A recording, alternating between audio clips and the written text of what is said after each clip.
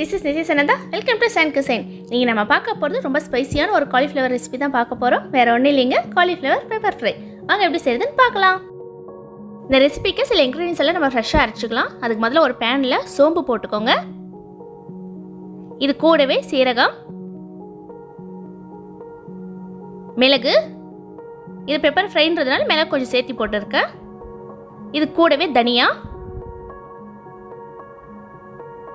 மிளகாய், பட்டை. இப்போ இது எல்லாத்தையுமே நம்ம மீடியம் ஃப்ளேமில் வச்சு லைட்டாக அந்த ஸ்மெல் வர வரைக்கும் நம்ம வறுத்து எடுத்துக்கலாம். இந்த ரெசிபிக்கு நீங்கள் மிளகாய்தூள், தனியாதூள் இந்த மாதிரி போடாத எல்லா இன்க்ரீடியன்ஸுமே நீங்கள் ஃப்ரெஷ்ஷாக வறுத்து அரைச்சி போட்டு பாருங்கள். ஸ்மெல்லும் நல்லாயிருக்கும், அதே சமயம் நல்லா காரமாகவும் இருக்கும். இப்போ நல்லா வறுத்தாச்சு. இப்போ நல்லா ஆறட்டும், அதுக்கப்புறம் நம்ம அரைச்சிக்கலாம். இப்போ நல்லா ஆறிடுச்சுங்க. ஒரு மிக்ஸி ஜாரில் அப்படியே ட்ரான்ஸ்ஃபர் பண்ணிவிடுங்க. இப்போ இதை நம்ம நைஸாக அரைச்சி எடுத்துக்கலாம்.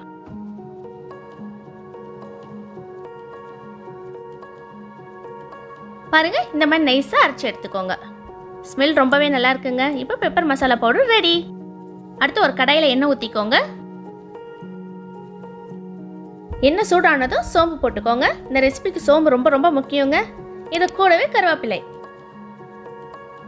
இப்போ இது நல்லா புரிஞ்சதும் நம்ம மெலிசான இருக்கிற பெரிய வெங்காயத்தை சேர்த்துக்கலாம். இது ரொம்ப நேரம் வதக்க வேண்டிய அவசியம் இல்லைங்க. ஹை ஃப்ளேமில் ஜஸ்ட் ஒரு 5 மினிட்ஸ் வதக்கினா போதும்.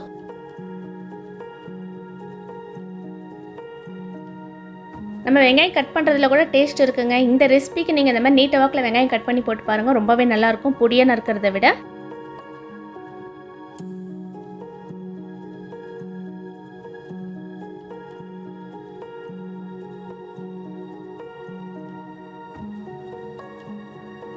இப்போ வெங்காயம் நல்லா வதங்கிடுச்சு. இது கூடவே நம்ம இஞ்சி பூண்டு விழுதை சேர்த்துக்கலாம். இது ஸ்மெல் போகிற வரைக்கும் நம்ம வதக்கிக்கலாம்.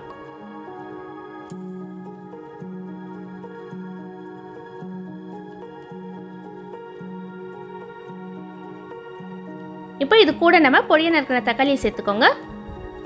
நான் தக்காளி வதங்கிறதுக்கு நம்ம மஞ்சள் தூள் சேர்த்துக்கலாம். இப்போவே இது கூடவே தேவையான அளவு உப்பையும் சேர்த்துக்கலாம். இப்போ இது எல்லாமே ஹை ஃப்ளேமில் ஒரு 2 நிமிஷம் நல்லா வதக்கிக்கலாம்.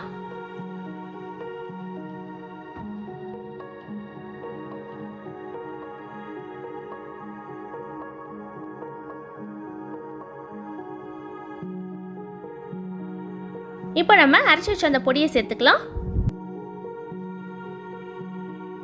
இப்போ இந்த பவுடர் போட்டதும் லோ ஃப்ளேமில் வச்சு லைட்டாக வதக்கிக்கோங்க. ரொம்ப அதிக தீயில வச்சு செஞ்சீங்கன்னாக்கா உங்களுக்கு ஸ்மெல் வந்துடும். இப்போ நம்ம காலிஃப்ளவர் சேர்த்துக்கலாம். நான் மீடியம் சைஸ் தான் எடுத்திருக்கேன். நல்லா இந்த மாதிரி வாஷ் பண்ணி க்ளீன் பண்ணிக்கோங்க.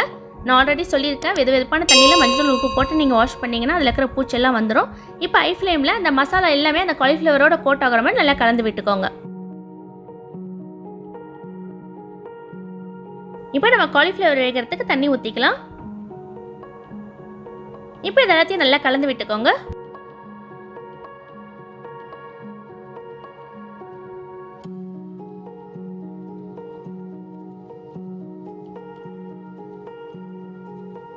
இப்போ இந்த சமயத்தில் உப்பு சரியாக இருக்கான்னு பார்த்துக்கோங்க. சப்போஸ் சரியில்லைன்னா பார்த்து சரி பண்ணிக்கோங்க.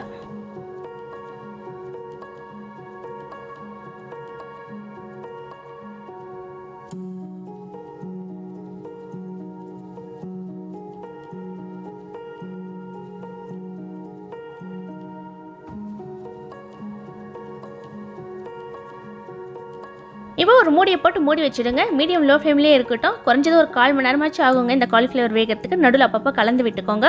இப்போ பாருங்கள், நம்ம ஊற்றின தண்ணி ஓரளவுக்கு குறைஞ்சிருக்கு. இன்னும் கொஞ்சம் நேரத்தில் காலிஃப்ளவர் வெந்துடும்.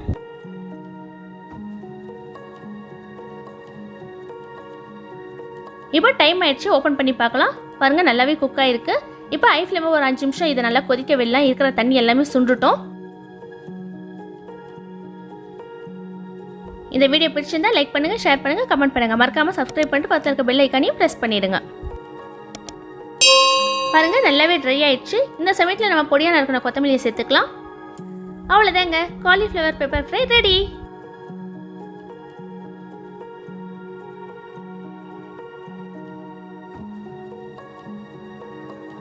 இந்த காலிஃப்ளவர் பெப்பர் ஃப்ரை ரொம்ப ஈஸியாக டக்குன்னு நீங்கள் செஞ்சிடலாம். இதோடைய ஹைலைட்டே என்னென்னா, நம்ம எல்லா இன்க்ரீடியன்ஸுமே ஃப்ரெஷ்ஷாக அரைச்சி போட்டது தாங்க. ரொம்ப ஸ்மெல்லும் நல்லாயிருக்கும், அதே சமயம் நல்லா காரசாரமாக டேஸ்ட் ரொம்பவே நல்லாயிருக்கும்.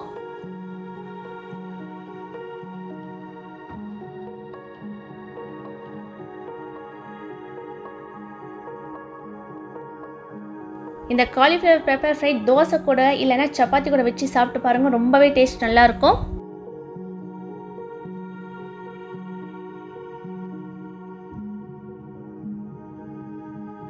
இப்போ இந்த டேஸ்ட் எப்படி இருக்குன்னு பார்க்கலாம். ரொம்பவே நல்லா இருக்குங்க. நல்ல காரசாரமாகுது. அந்த மிளகோடைய ஃப்ளேவர் நல்லாவே தெரியுது. அப்படியே ஒரு மட்டன் சுக்கா சாப்பிட்ற டேஸ்ட் இருக்குங்க. கண்டிப்பாக ட்ரை பண்ணி பாருங்கள்.